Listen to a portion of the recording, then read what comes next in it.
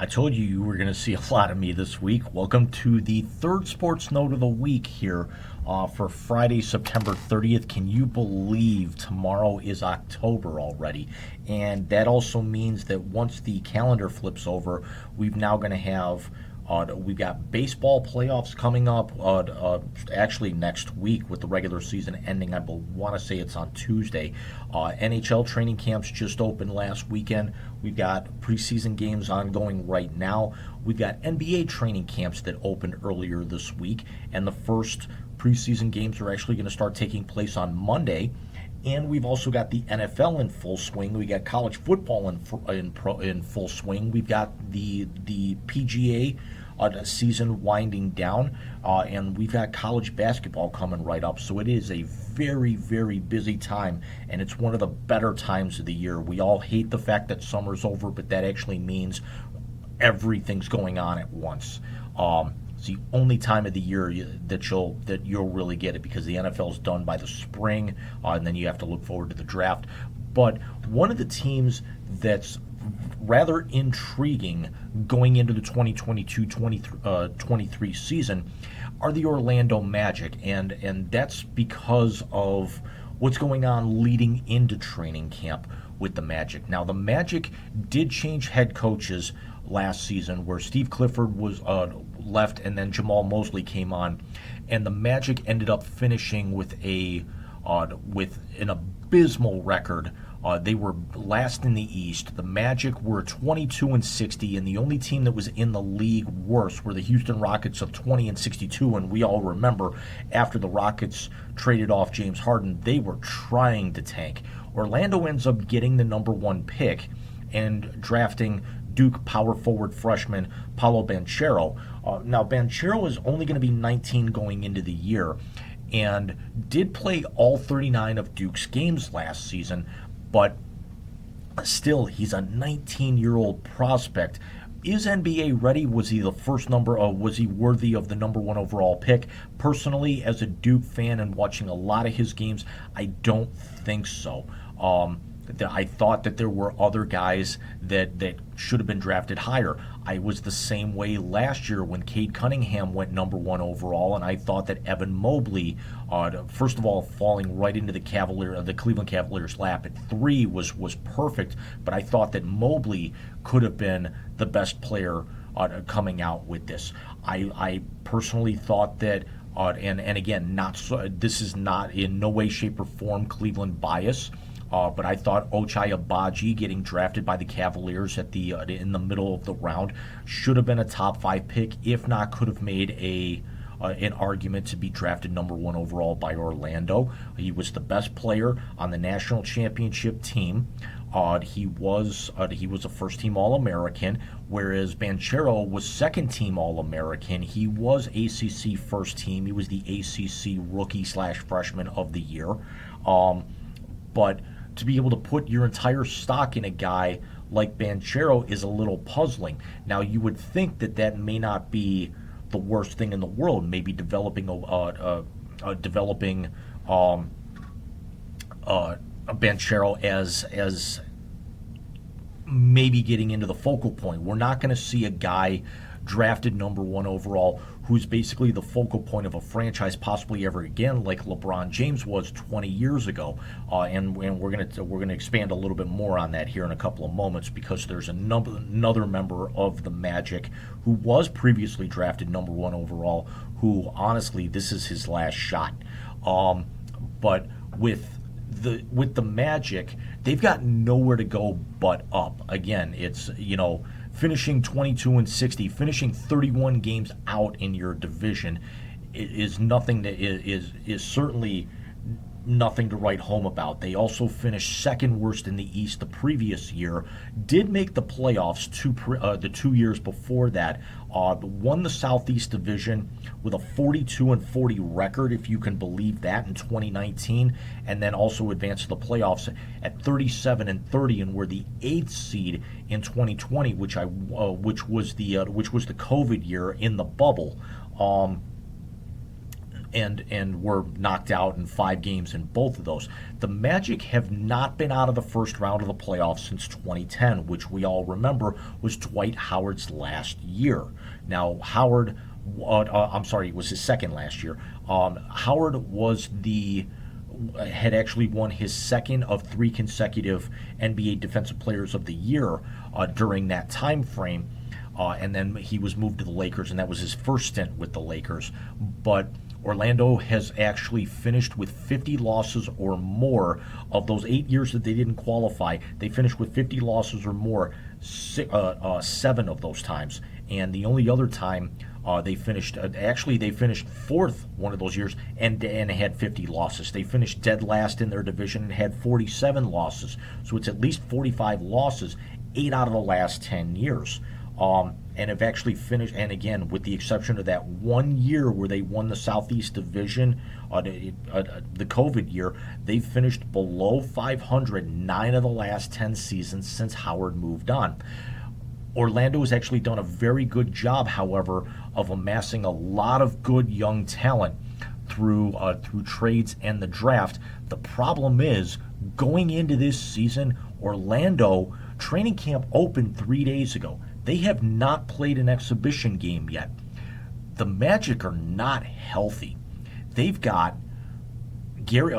guard Gary Harris, who came over last season. Gary Harris tore his meniscus back in late July, and he may not be ready for the start of the season. What I'm reading now, he's considered day to day. They've got a couple of weeks to get him right before the Magic open on October 19th. I want to say it's in Washington, if I'm not mistaken. I could be wrong on that. Please correct me if you do. If you see that in the comment box below. He's hurt. Jalen Suggs, who was the 5th overall pick out of Gonzaga last year for the Magic, Jalen Suggs is also hurt. Jalen Suggs was injured last season and then has an ankle injury coming into this season. Jalen Suggs is going to be ready for the start of the season, and Jalen Suggs had a good, not great, but he had a good rookie season with the Magic. The other major injury, and this one is a major injury, is guard Markelle Fultz. Now, this was the one that I alluded to a couple of minutes ago. Fultz was the number 1 overall pick of the Philadelphia 76ers back in 2017. Fultz played 5 injury-plagued years with the Sixers, and then the Sixers moved him to the Magic at the trade deadline back in 2020. And then the Magic somehow, someway decided this is a guy let's give a 3-year, $50 million extension to, and now he's in the second year of that extension. And Fultz fractured a toe that's going to keep him out until probably the first or second week of the regular season. And let's also keep in mind that Fultz also tore an ACL not long ago that caused him to miss the better part of a season and a half rehabbing that. Ben Simmons and Zion Williamson might think that Markelle Fultz is injury prone, and all 3 of those guys, you can throw them into a blend. You could throw them into a hat and pick out a name and start considering them number 1 overall busts. Simmons is on his second team and has more excuses than anyone you've ever seen, especially after getting moved to Brooklyn last year. We all know that what happened with Zion last year, but for those of you who've been under a rock, sure, Zion looks great for the promotional pictures that you've seen of him coming into this season, but Zion didn't play very much at all last year. Was very overweight, got hurt in his rookie year 2 years ago, and missed some time then. As a matter of fact, I don't even think Zion played at all last year with his weight and his injuries. So Zion's got to get himself going, or else he could be in the conversation for one of the biggest draft busts in history, with all that potential. Because right now, if you go back maybe the last 10 or 15 years, you'd be hard pressed to find a name bigger than Greg Oden. Um, Drafted number 2 and what played maybe a handful of games at the NBA level and then never really played again. Zion was supposed to be the face of the franchise in New Orleans, and if he doesn't start turning it around, they're going to actually need to go a different direction. The Magic right now, again, with all of this young talent, now Harris is 28, but Banchero 19, Suggs is only Suggs by just this past season just turned 21. Fultz is 24, and you've also got Mo Bamba in there. And now Mo Bamba did have a very, very good season and has progressed each of his first few years in the league. He actually put up career numbers in points, games, minutes, rebounds, and blocks last year. And they're going to be relying on him heavy in the very, very start of the season with his size and his defense until a lot of their scoring in the backcourt, namely Harris, Fultz, Suggs, kind of get their stuff together, get healthy, and can actually start taking the load off of him. Because if you get past those 4, really there's not a whole lot in the cupboard out there in Orlando, and that's the worst thing about it right now.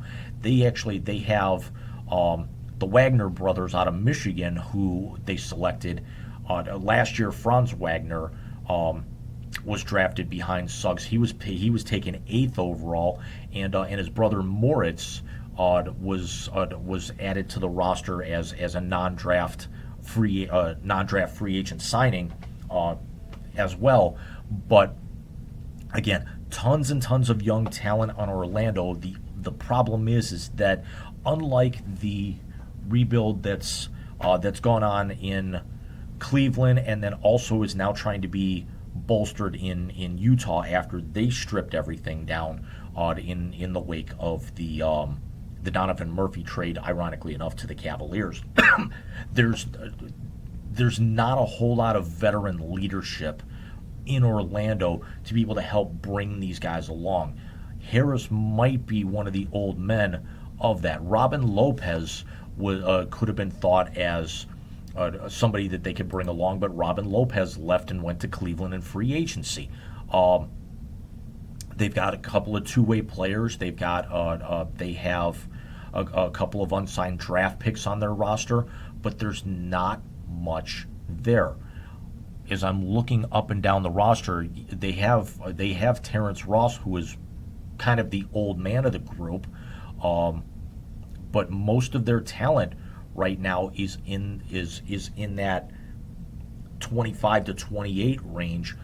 But you want to actually have somebody like a Suggs take a next step forward. You'd like to be, if you can get 55 to 60 games out of Fultz this year, you've committed highway robbery in that aspect to be able to bolster that contract.